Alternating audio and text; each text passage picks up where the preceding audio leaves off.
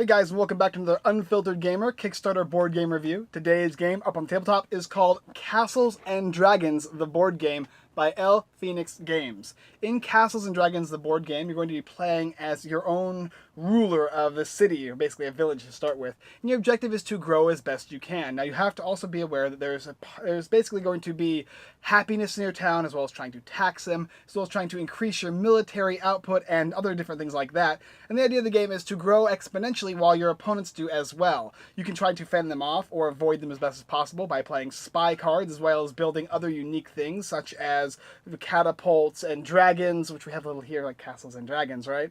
Castles themselves, which are like here, as well as infantry units, cavalrymen, and even just basic footmen. Throughout the game, you're going to be doing two sets of different things, such as building on the main board, as well as creating army boards in which you're going to interact with the main board by attacking either orc armies or armies of your opponents. At the end of the game, if you can get the most happiness, I think is 90 points, you can get that before the end of the game, you can win. Otherwise, at the end of round 10, if you have the most points, victory points, you're going to win the game. And if you ever go to 0 happiness, you're going to get removed from the game. That's the basic idea of Castles and Dragons. Alright, let me go ahead and show you the game. So here we have the Castles and Dragons board game, and as you can see, it's very, very large, and there's a lot of components. So we're going to try and go over them as best as I possibly can. Now first, you're going to have 2 of these big player cards, which are going to indicate the phases of the game, in which case, in this one, there's 8.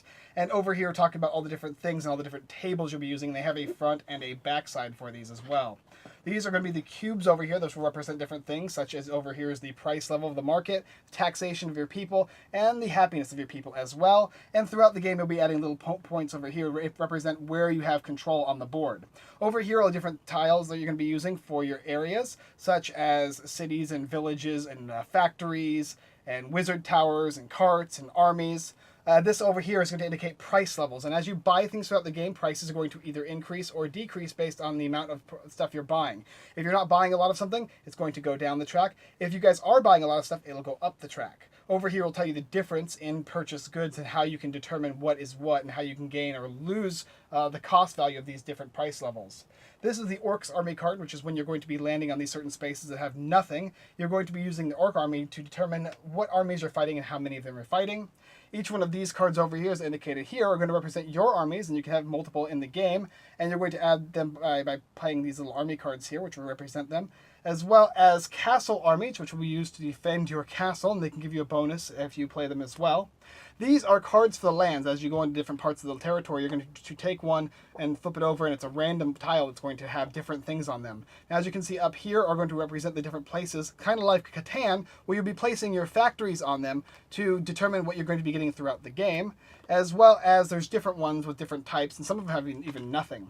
The rulebook for the game over here are going to be the amount of mission cards and spy cards. Now, to start the game off, you're going to get 15 gold, 4 wood, 4 grain, and 2 of the stones, as well as placing your tax on 0. You're going to get 2 infantry units and an archer. 1 location to start with, one of these little guys here that represents your army, an army card, and then when you take the 3 mission cards to start the game with, you can discard any ones you don't want and draw new ones, or shuffle them back into the deck and draw new ones. As well as over here in a 3 and a 4 player game, this will represent battling armies, and you're going to add them just like that. So that'll be 1 army, 2, and 3 armies, and then even in a 4 player game, depending on how players are going to be playing, is how you're going to be using these. These are die for each character, for each player, in which you're going to be rolling them throughout the game for tons of different things, and it's going to be based on your success and failure rolls. Over here are all the tokens in the game, which you'll be using to create different things, such as these pieces over here, all the villages and stuff. You got wood, gold, the wheat, the stone, as well as these pieces here. I can't remember what these guys are called. But you're also going to be getting money, currency. You got 5s, 1, 10, and 50. These tokens here represent the army tokens. You'll be using them once in a while. All of these are going to be all the different units in the game. You've got castles, dragons. I think these are like trebuchets, which will be used in the back row. And then you've got cavalrymen, and then archers and the infantry units. And that is pretty much the entire set of the game, other than just the mission cards and the spy cards. And finally, over here is the turn value of the game. It starts at 1, and it goes to 10, in which case the game will end. Okay, so here we're going to talk about the turn sequence of the game. They have this nice turn sequence reference sheet here, nice and big and easy to explain, because there's a lot of different phases throughout this game. The first thing is taxes, in which you're going to be rolling a die to determine which cities you'll be taxing, or how you're going to be taxing them. And it's going to be based based on the tax level. At 0, you don't have to roll the die and you just collect a simple amount, but you can increase that level of taxation, which will then increase the chances of you getting higher taxes. However, the lower you go in taxes, the more happiness you're going to provide for your cities or towns and villages and so on and so forth. But after you're done doing that, if you meet the requirements for the dragon, you can recruit him. The next thing is the upkeep phase, in which you'll be using rye or barley to feed your troops, or you can be spending money to keep them alive, otherwise you're going to lose them. And then there's the third phase, which is alliances. And alliances you can use in a 3 and 4 player game, but you're going to throw out in a 2-player game. That's where you're going to be writing down secret trade alliances and other things like that. And if you don't successfully complete them, or you end up backstabbing your opponent, bad things will happen. So you got to honor these written agreements here, which you'll be adding throughout the game. The trade phase, so if you want to buy and sell and put on your character sheet, you can pay in silver coins, calculate pieces, and you can sell the result on the table. So you're going to be getting things and selling things and trading things. And after you're done trading things, that goes into the building or buying phase. And you can buy new constructions, you can use your resources to gather these things. You're going to be building stuff like cities and towns and so on and so forth, as well as acquiring different military units and more armies. After that is the expedition phase, where you'll be moving to adjacent spaces to try and acquire new cities and new towns. And you have to fight orc armies or orc armies. And sometimes they're going to be big, sometimes they're going to be small based on the die roll. After you do that, then you're going to move on to the battle section, where you have that's where the actual fighting is going to be taking, where you have your front line and your back line, fighting against your opponent's front or back line. That could be against the orcs or even other opponents. And after all that is done with, you're going to go to the happiness phase. And happiness phase is pretty simple. There's a couple charts on the other thing here. They will tell you happiness. So if you look at the happy chart here and the unhappy chart. So for instance, if you successfully played a spy card, you can get a maximum of 15, get 5 points each. For each city you have, you get 5, and so on and so forth. And unhappy things, such as if you broke a pact, you're going to lose points. Or if you have a riot in your lands, you're going to lose points. And that's what I was talking about with taxation. If you tax too high and you get a riot, you can lose a bunch of happiness points. And remember, happiness points goes up to 90, so at 30. If you go to 90, you win the game, but if you go to 0, you lose. So you have to be careful and be aware of all these different happiness things that happen. Afterwards, you're going to roll for initiative, and then the next player will start based on the initiative roll. Also realize that every single one of these phases takes place singularly. So I would do phase 1 first, then my opponent would do phase 1, and so on and so forth, until we all go back to phase 2 in a circle. Some of these phases can actually be taken at the same time technically, but the rules say you shouldn't. But that is the basic idea of it. Let me show you a couple turns. Okay, so let me tell you a couple turns of the game, or at least one turn. Now this is a huge game with tons of components and tons of different player cards here. As you can see, there's 4 of them for every person. Each person's going to have their unique individual abilities, as well as when they play spy cards, their treasury area over here. These are where you put your cards, happiness level tokens, and you got over here is the money you're going to be acquiring, and the taxation and happiness. When you buy and sell things, they're going to be represented here, so that way you're going to know during the buy phase how to move this track over here. So let's begin. The first phase is taxes. Now you can set your tax rate to anywhere you want. If you go to the -3, you're going to gain happiness. If you go to the +3, you're going to possibly cause riots, and 0 is the standardized area where you don't gain or lose anything. So we'll just show you the basic one, right? First, 0 means each one of these is going to give you a certain amount of money, and I believe it's 10 for each one of these. So you're going to gain 20 points in total for 1 and 2, just like that. You're going to put it into your currency section right over there. After you do your taxes, you're going to go and then gather resources, and you have one right here, so that is going to allow you to gather resources based on this mountainous area here. Now luckily over here there's a card that will tell you what you're going to gain on your upkeep here. So we're going to look at the mountainous region, not upkeep, sorry, we're going to look at the mountainous region right here, gathering resources. And then we're going to take our die and we're going to roll for it. So we can't do the we can't do the trees or the plains, so we're going to go over to the ore here, which is what we're on right now. And it tells you 1, 2, 3 is 1, 4 to 9 is 2, 10 and 11 is 3, and 12 is 4 resources. So we roll the die, whoop, whoop, whoop, 10. Okay, 10 says we get 3 resources. That is really good. So we'll take these 3 here, 1, 2, and 3. And then we'll put it over here in our warehouse. Move these guys away. Then also, because we're in the mountainous area, we'll get a chance at gold. Now remember, 1 through 5 is nothing. So we got to get something higher than that. A 3. Okay, we got no gold. That doesn't help us at all. Oh well. So we're going to move on to the upkeep phase, and that's going to be our keeping our armies alive. And it's going to cost us different resources. And that was what I was talking about before, the upkeep over here. So our infantry units are going to cost 2 coins apiece. So that would be 4 coins plus 3 for our archer, which is a total of 7. So we'll get rid of this 10 here, and we'll give ourselves 3 coins to upkeep our army. Perfect, we just did that. Then we're going to move on to the phase 3, which is alliances, so we can form alliances and do all the secret little maneuvers hidden behind other people's backs. We can actually do a written out thing and then even sign it if you want. So then we move on to the trade phase, and the trade phase is pretty simple. We're going to be able to buy and sell different pieces here. We can buy these or sell these, however you want to do that. So some of them will cost different prices. It's going to be based off of this price level tracker here. This price level tracker tells you the cost of each of these things. So if you want a gold, it'll cost you 10. If you want a rye, it'll cost you 2. So if he wants to, he can go ahead and spend some money. 2, 4, that'll give him 2 rye. Perhaps he'll want to do that. And when he buys these certain things, he's just going to put them over here in the buying section. Let's say he wanted to buy some more wood too.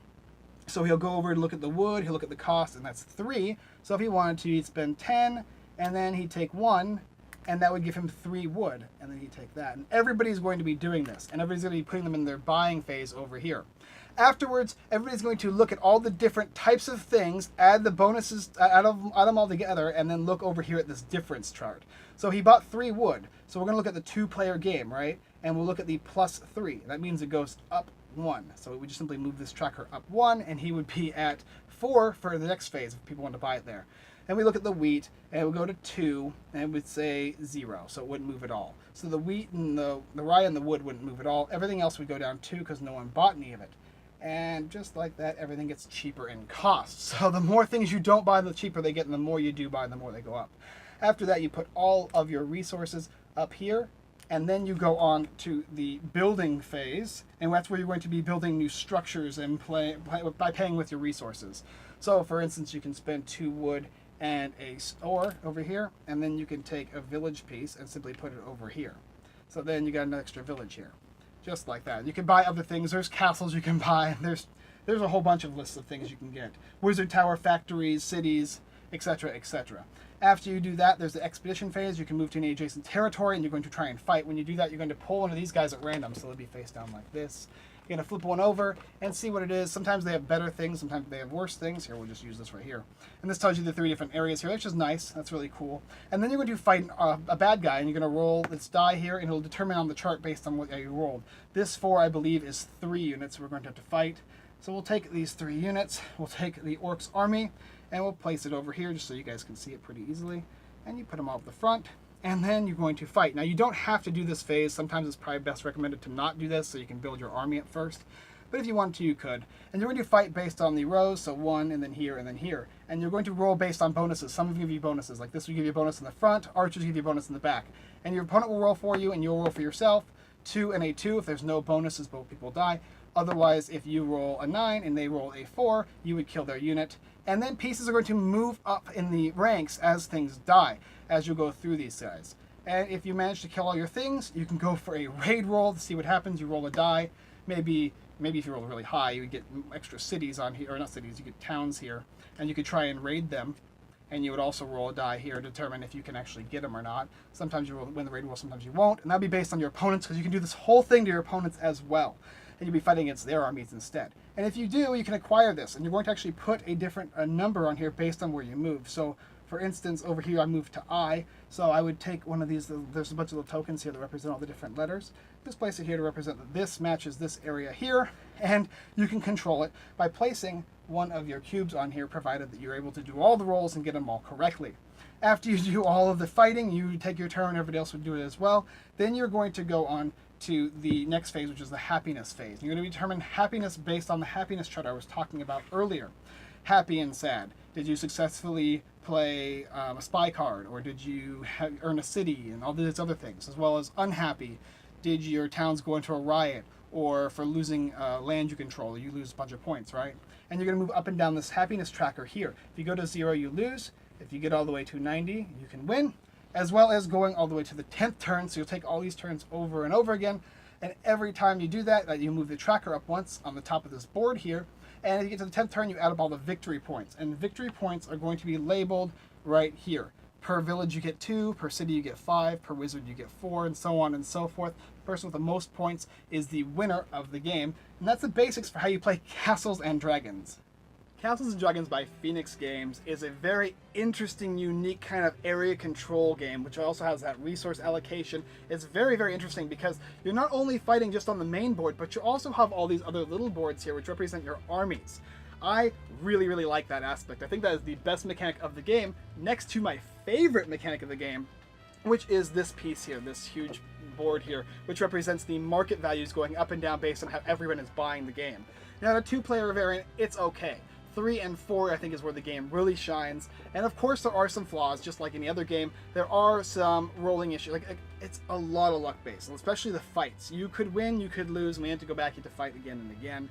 And it can get pretty nasty. However, if you build your army correctly, it gets a lot easier and you get all of those bonuses, which makes it not so bad. Also, fighting your opponents, because there's so much die rolling in the game, you're going to have those bad streaks and then those good streaks come up, which kind of balances it out, actually. So half the time I was stressing out going, why can't I get the rolls? And the other half the time I'm like, I'm rolling against my opponent right now in the armies, and he's getting torn apart, which is awesome. The game really works cohesively, and the component quality is great. Now, there are a few caveats here, and of course this is the prototype version, so don't take my word as to how it's going to be when it's fully created. I think they'll do a pretty good job of it, especially if they use the plastic like these guys here. These resin ones did not even make it through the mail. They were kind of messed up before we even got them, which is unfortunate, but it's resin, so I assume they're going to be creating the game with even better component quality.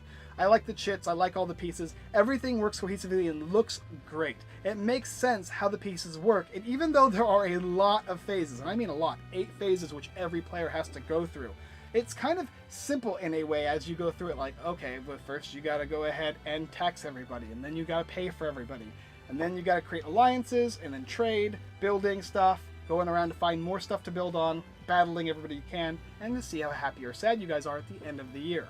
It's kind of like those election polls, right? Same idea.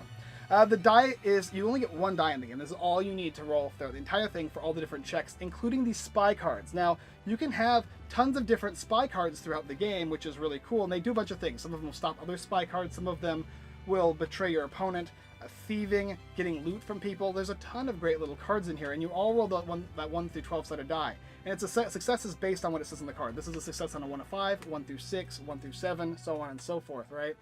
Also, in addition, there is the mission cards. Now, if you don't win with that 90 happiness at the game, the 10th round is going to come down to victory points, and that is where these mission cards come in. You're going to draw 3 at the beginning of the game, and then discard 2 and choose 2 new ones, or 1 new one, however you want to discard. And they have a bunch of different points that you can gain. This one says for each 25 victory point, you get 25 victory points for every war you have, you currently have. So it could be 75. So if you're in, pretty much, if you're in battle with everybody, you're getting a lot of points. If you have over 100 happiness, you can gain 20 points, which is awesome. Below happiness below 50, you can gain 140. All your gold counts towards victory points earned instead of 3 pieces only. Wow, there's just a ton of different missions you can go through to try and gain these victory points that matter at the very end of the game. All of the different pieces are selected for different reasons, and they all make sense. There's not a reason why I would say, oh, why do we need this piece in here? They all get bigger and better, and the sieges get really fun. And I really like these 3 and 4 player battles, how you're going to use this card here and select all 4 of the different armies, and you're battling back and forth. There are a couple things in the game which I hope will get edited thoroughly, because they're just minor things, you know, like this bowman says it gets +2 on the front line and +1 on the back line. But I'm pretty sure it's supposed to be a -2 on the front line, and in the rulebook that's what it says. So just a couple little typo things, a couple little errors that we had to piece through together as we went through the rules. Now the rulebook is very thick and it's heavy, has a lot of stuff going on, but it's all mapped out fairly simple, and you can understand things pretty well. If you have a question, it's going to be in here for the most part, and even has a few contradictions as opposed to as regarding to this spot. As well as one last final caveat, which kind of was like a irky thing for me. When you fight against the orc army and you go to gather the towns, villages, like that, I'm sure you have to do a raid roll or something. We were just doing it as a raid roll, and if we succeeded, we got it. If we failed, we didn't. And that's, I think, the rule. That's how I interpreted the rules. So don't quote me on some of these things, because it's still going. It's still in the process, right? But as for like fighting your opponents like that, it made a lot of sense. It was fairly simple. But yeah, so that is the basic idea for Castles and Dragons. And if you are interested in this game, I highly suggest you check out the campaign in the description below. Thanks for watching another Unfiltered Gamer Kickstarter board game review. If you like this video, you'd like to see more, go and check out the rest of our videos here on YouTube. Like, subscribe, and comment. Especially if you'd like to see more Castles and Dragons, go ahead and check out the description below to see the rest of the game, as well as all the unique pieces and stuff like that. I'm really excited to see how this campaign goes and to see all the different upgrades, and especially the quality of the different pieces. I want to see these miniatures looking real nice, and I hope that's what happens. Also, go ahead and check out our website, unfilteredgamer.com. Tons of board game giveaways, reviews, news, and more, making your life really easy with that Kickstarter list. You don't have to go anywhere else. You can simply go there, click on the button, and you can find the game you want to play. Also, go ahead and check out our affiliated sites, everythingboardgames.com, The Giveaway Geek, and devotosgaming.com. They got tons of board game giveaways, reviews, and news, even more than my own site, so do go ahead and check them out. Alright guys, thanks for watching another Unfiltered Gamer Kickstarter board game review. Look forward to seeing you next time.